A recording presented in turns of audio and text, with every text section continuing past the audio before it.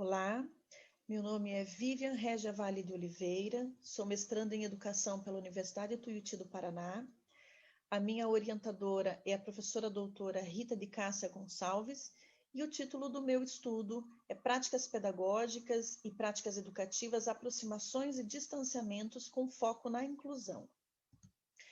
Esse trabalho é resultado de discussões e estudos na disciplina de Fundamentos da Prática, na linha de Práticas Pedagógicas e Elementos Articuladores do mestrado em Educação, e ela surge a partir da questão central: toda a prática pedagógica é inclusiva?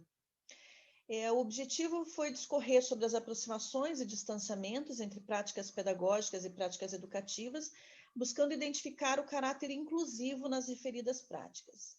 A discussão teórica foi pautada nos conceitos utilizados por Franco, Nadal e Souza.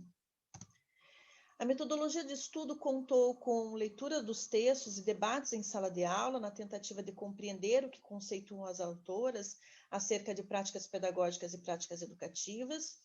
Também ampliou-se os estudos em outros textos das mesmas autoras, né?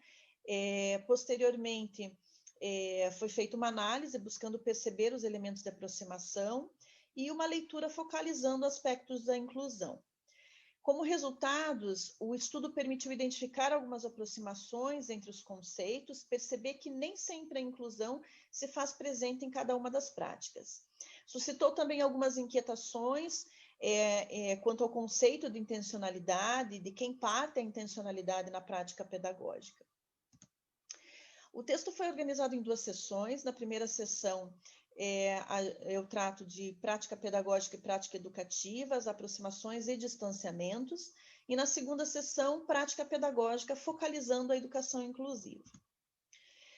Então, como considerar a relação entre práticas pedagógicas e práticas educativas e a inclusão?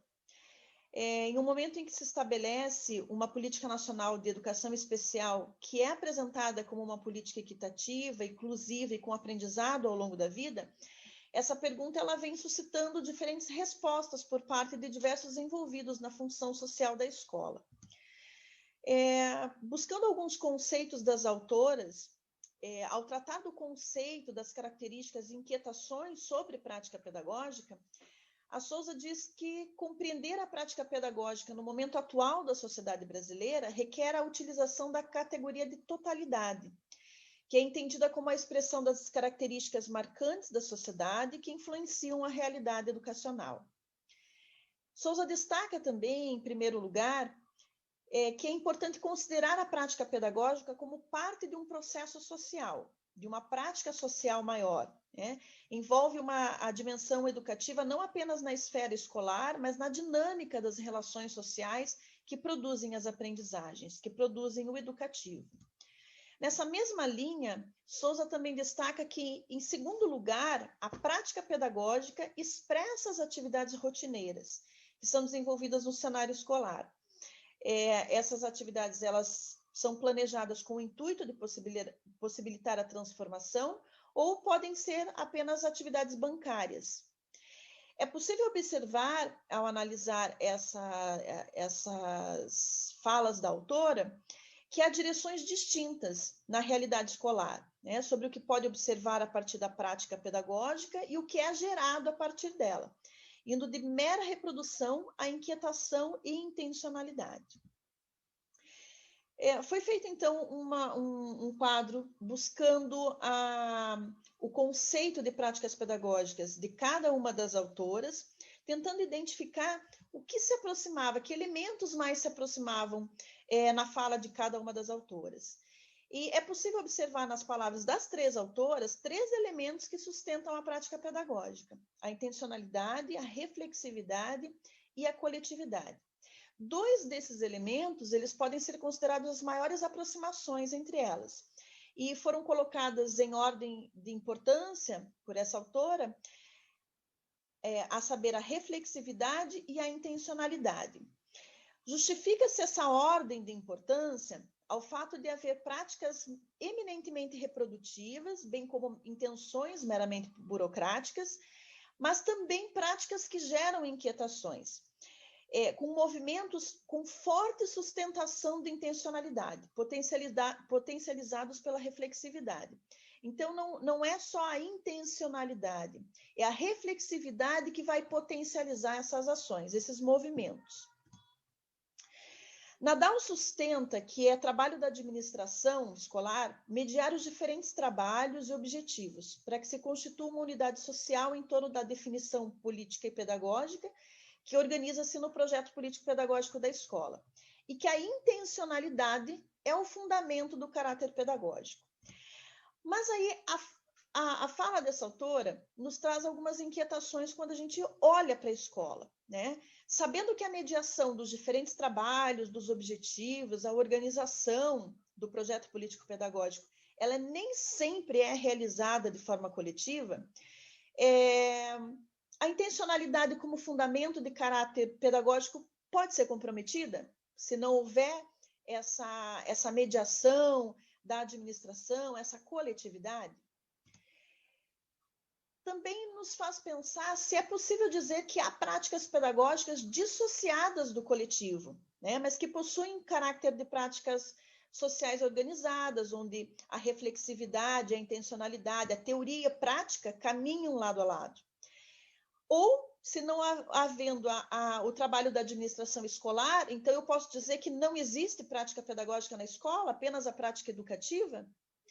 É possível que a prática pedagógica, caracterizada por intencionalidade e reflexividade, parta apenas de um pequeno grupo, ou ainda de um único indivíduo, como é o caso do professor? Qual o conceito de intencionalidade? E de onde e de quem ela parte? Essas inquietações nos fazem voltar aos textos, nos fizeram voltar aos textos de Souza, Nadal e Franco, para tentar identificar as respostas para essas inquietações. Então, Souza compreende a prática pedagógica como processo de trabalho e como dimensão da prática social, sob a influência de determinantes internos e externos, além de estar vinculado a uma concepção de sociedade, educação, e para o nosso trabalho, nós achamos importante pensar sobre que concepção de inclusão que vão influenciar nesses determinantes internos e externos. De acordo com Souza, na escola, a prática pedagógica ela não é do professor, ela é do coletivo, ela é dessa articulação, né? O professor, no exercício da sua prática docente, pode ou não se exercitar pedagogicamente. Isso Franco vem nos trazer. Ou seja, a sua prática docente, para se transformar em prática pedagógica, ela requer dois movimentos. O da reflexão crítica de sua prática e o da consciência das intencionalidades que presidem suas práticas. E aí nos faz voltar àquela questão de que conceito de intencionalidade é esse, de quem parte essa intencionalidade. Essa intencionalidade vai partir do coletivo, mas quem faz parte desse coletivo, né? A intencionalidade por parte do professor também é uma intencionalidade articulada e única desse coletivo. Há questões conceituais divergentes entre eles? Sobre ser possível que a prática pedagógica, caracterizada por intencionalidade e reflexividade, ela parta apenas de um pequeno grupo ou ainda apenas do professor, Franco vem nos trazer a resposta, né? Duas questões se mostraram fundamentais: a articulação com as expectativas do grupo e a existência do coletivo. Então, embora haja conceitos divergentes, essa articulação com as expectativas do grupo e a existência do coletivo são essenciais para que haja a prática pedagógica. Isso significa que o professor sozinho não transforma a sala de aula. As práticas pedagógicas funcionam como esse espaço de diálogo quando se configuram nessas mediações entre sociedade e sala de aula. Então, já nos responde a questão de que o professor sozinho não poderia ter, que a prática pedagógica não é do professor, unicamente do professor. Nessa aproximação e distanciamento entre prática educativa e prática pedagógica, está um movimento dialético entre a reflexão crítica da sua prática, a consciência das intencionalidades e a existência e articulação das expectativas desse coletivo. E a inclusão? E a prática pedagógica? Qual é a relação entre a prática pedagógica e as práticas inclusivas e a inclusão? E aí nós buscamos em Franco algumas respostas e ela nos ajuda a refletir sobre a inclusão em um sentido mais amplo, né? Principalmente quando ela própria levanta a questão. Qual o sentido pedagógico das práticas de inclusão? Que contribuições a pedagogia crítica traz a essas práticas de inclusão e acolhimento? Acolher e incluir são práticas complementares ou práticas independentes? A gente percebe, então, que a condição pedagógica preconiza a inclusão e o acolhimento, independente das especificidades físicas, intelectuais, sociais e afetivas. Porém, Franco também contribui para uma inquietação ainda maior quando ela, em seus textos, ela apresenta a prática pedagógica que construa em meu espaço de trabalho docente tem condições de incluir os alunos? Isso nos faz pensar, então, nem toda prática pedagógica é inclusiva, é de fato inclusiva, porque ela vai depender dessa reflexividade, de analisar se a minha prática realmente está tendo condições de incluir esses alunos ou não. E, principalmente, ela foca no professor, porque o professor precisa refletir sobre essas suas ações para perceber o seu papel nesse espaço também de inclusão.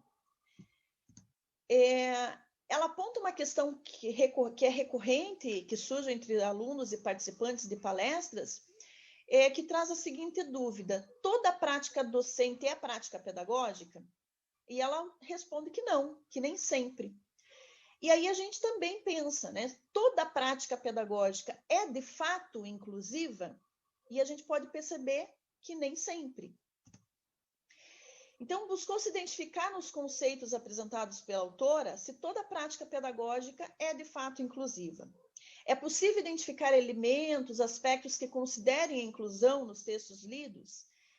E aí eu trago um trecho de um dos textos que apresenta bem o papel do professor como potencializador desse movimento da inclusão. Quando ela diz que é possível afirmar que o professor, que está imbuído de sua responsabilidade social, que se vincula ao objeto do seu trabalho, que se compromete, que se implica coletivamente ao projeto pedagógico da escola, que acredita que seu trabalho significa algo na vida dos alunos, esse professor tem uma prática pedagogicamente fundamentada. Esta é uma prática docente que elabora o sentido de prática pedagógica. É uma prática que se exerce com finalidade, planejamento, acompanhamento, vigilância crítica, responsabilidade social. E aí a gente alia que vai depender também do conceito que este professor tem de inclusão. Durante as discussões, os textos, foi possível perceber que em alguns momentos o caráter inclusivo ele evidencia estar intrínseco na prática pedagógica, né? E relacionado aos aspectos de intencionalidade, reflexividade, coletividade na organização do projeto pedagógico. E que a escola, como espaço de educação inclusiva, tem o professor como garantidor do processo de inclusão. E ainda que na escola a prática pedagógica não seja do professor, é a partir dele que ela se efetiva. A questão central do aluno, é sim possível afirmar que toda a prática pedagógica é inclusiva, uma vez que a reflexividade desse professor potencializará os movimentos sustentados pela intencionalidade. Essas são as nossas referências. Eu agradeço desde já a oportunidade de compartilhar um pouquinho do conhecimento com vocês. Espero que